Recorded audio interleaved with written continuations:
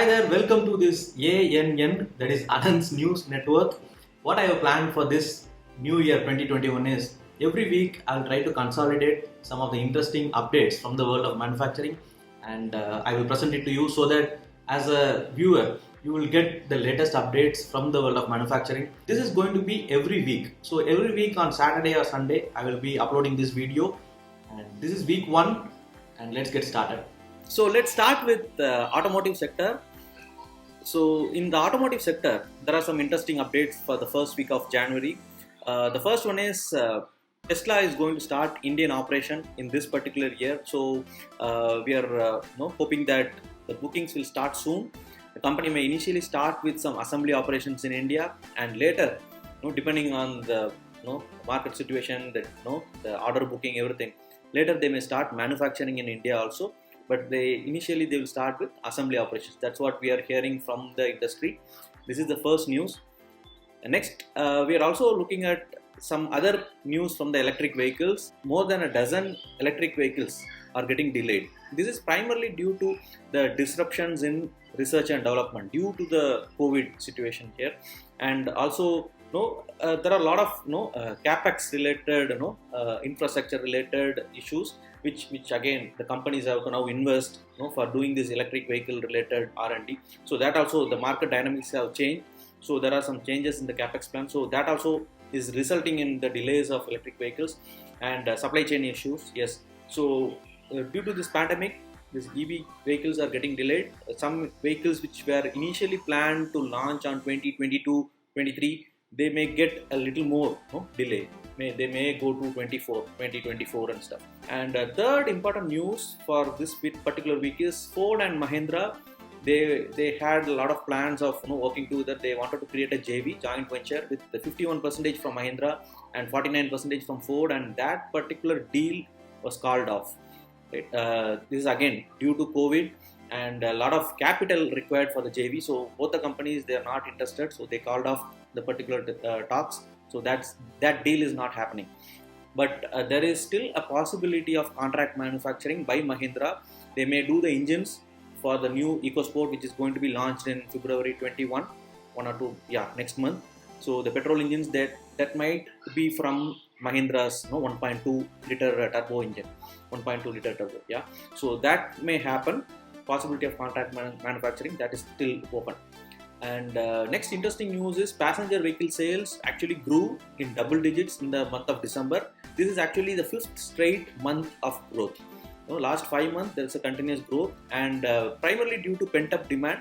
People who have not bought the vehicles, they wanted to buy, but due to the lockdown they were not able to buy. So now that demand is there, and a lot of people are now preferring for private transport rather than using public transport, again due to COVID.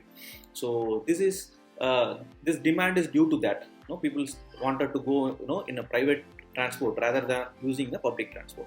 But we have to wait and watch for this particular trend, the automotive sales trend for the year 2021, so that we can look at a long-term perspective. But as of now, it's a pent-up demand. Yeah, and this is primarily driven through COVID. And the two-wheeler industry, that also has grown in the last a few months. TVS Motors, for example, registered 17.5% growth over December 2019. Yamaha 33% more than December 19. But what they are worried, the two-wheeler industry that is worried is about the farmers stir that is happening, the agitation of farmers, because most of the two-wheeler sales, a large part of the demand actually comes from the rural India. So that is one particular concern which the two-wheeler manufacturers are expressing, and the budget also will have some impact. So they are waiting for the February budget, and we have to wait and watch this automotive sales for the next 1 year. I mean, it's growing, but it's little we have to be little more careful on this particular industry. That's what expert says. And next we are going to look at consumer durables. And in consumer durables, let us look at Whirlpool first. Whirlpool is innovating around the cleanliness drive, or the antibacterial or antiviral drive.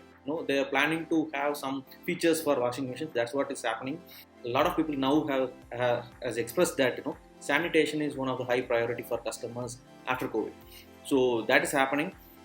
I mean, they have done some research and they found out that earlier people were using the washing machines for 3 days in a week, but now, because we are now sitting in home, working from home, we are using washing machines a lot more.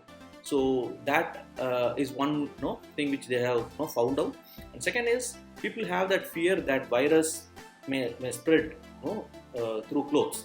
So they want to have some mechanism, mechanism in which they want to remove that virus from. Actually, Whirlpool is looking at creating some kind of a heater function. So this is happening in the consumer durable space.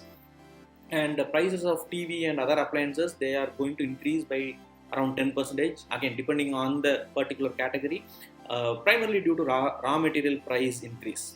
Yeah, most of the metals like copper, aluminum, steel, all those metals, the prices have increased.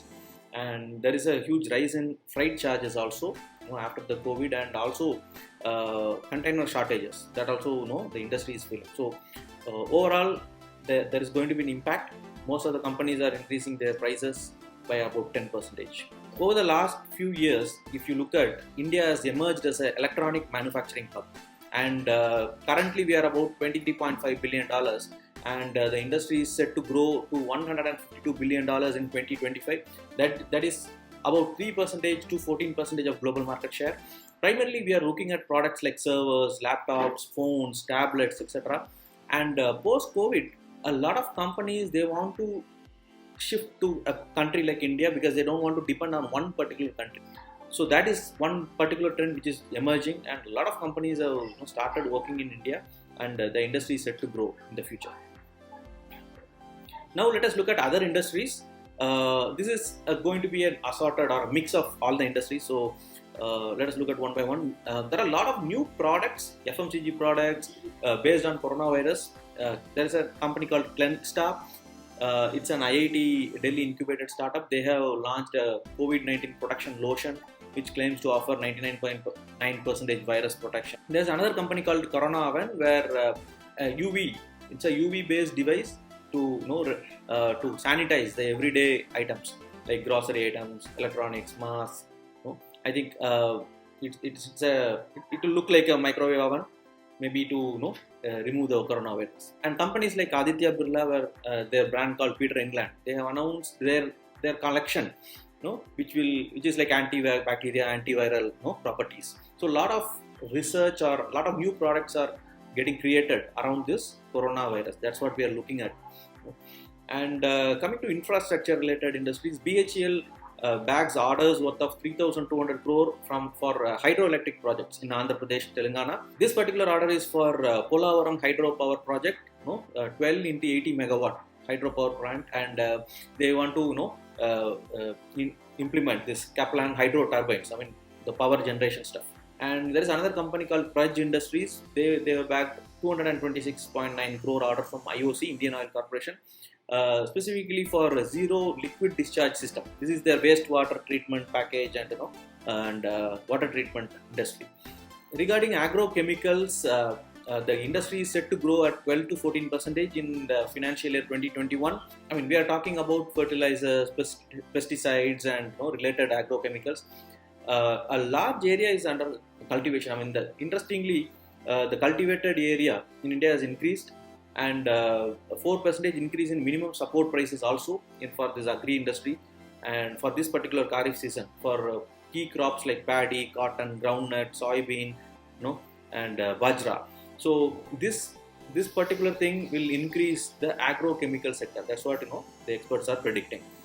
Century Ply, plywood company, they have announced that their new range will kill coronavirus and other viruses. They have created some nanotechnology, and these nanoparticles are highly activated and energized. They will physically rupture and kill the viruses. That's what they say. So what the company claims is this nanotechnology will help to kill this virus for the rest of the lifetime of the furniture. Coming to a company called Welspun.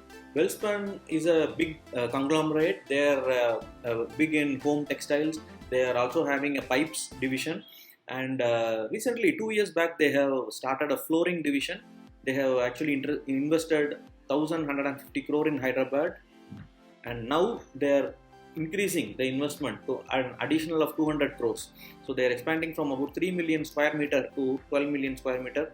They primarily make composite luxury performance tiles, carpet tiles, wall-to-wall carpets, artificial grass, etc. Again, what they feel is a lot of this anti-China sentiment has come, and a lot of companies have come to India, and they are looking at a big growth. Overall, if we look at the rise of fuel sales in 2020 shows that there is a sign of economic recovery. That's what IOC, Indian Oil Corporation, is predicting. During 2020, the sales of the motor spirit here we are talking about petrol and diesel, they have increased by 108%, right? And diesel has increased by 96% over the last year. And domestic LPG demand is also increased by 10%. So overall, we are looking at a good sign of economic recovery. That's what IOC is saying. These are all the various happenings in the manufacturing sector for the last 1 week. So this is the week 1 of 2021. So I will again meet you on week 2 with a lot of interesting news. So thank you very much. I'll talk to you later. See you.